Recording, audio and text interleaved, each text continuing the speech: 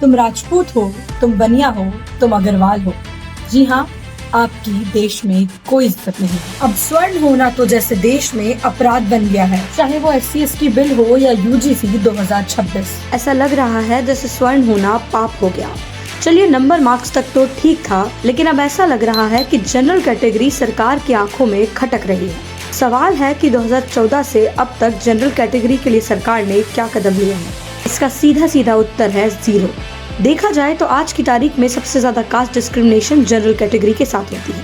कभी कभी तो ऐसा लगता है कि कोई ऐसा कानून ना बना दिया जाए कि अगर आप जनरल कैटेगरी से हो तो आपको जेल में बंद कर दिया जाए। आजकल सबको स्वर्ण गुंडे ही दिखते हैं। चलिए अब आपको समझाते हैं कि क्या चेंजेस हुए हैं UGC 2026 रूल में। सरकार इसे समानता के नाम पर पेश कर रही है, लेकिन जमीनी सच्चाई कुछ और कहती है। इस बिल के तहत कॉलेज और यूनिवर्सिटी में ऐसे नियम लागू किए गए हैं जहां 24/7 शिकायत प्रणाली और इक्विटी कमेटी बनाई जा रही है, लेकिन झूठी शिकायतों के खिलाफ कोई मजबूत सुरक्षा नहीं रखी गई है। नतीजा क्या होगा? सबसे ज्यादा असर पड़ेगा उन छात्र और शिक्षक पर जो पहले से ही आरक्षण के दायरे से बाहर है, यानी स्वर्ण। बिना जांच, बिना संतुलन, केवल आरोप के आधार पर कार्रवाई। ये शिक्षा सुधार नहीं है, संस्थागत अन्याय है। सरकारें स्वर्णों से वोट तो लेती है, लेकिन जब नीतियां बनाने की बारी आती है तो वही स्वर्ण सबसे पहले निशाने पर होते हैं। UGC बिल 2026 साफ दिखाता है कि देश में समानता नहीं, चयनात्मक न्याय की राजनीति हो रही है, और यही वजह है कि आज सवाल उठ रहा है, क्या स्वर्णों के लिए इस देश में अब बराबरी की जगह नहीं बची है?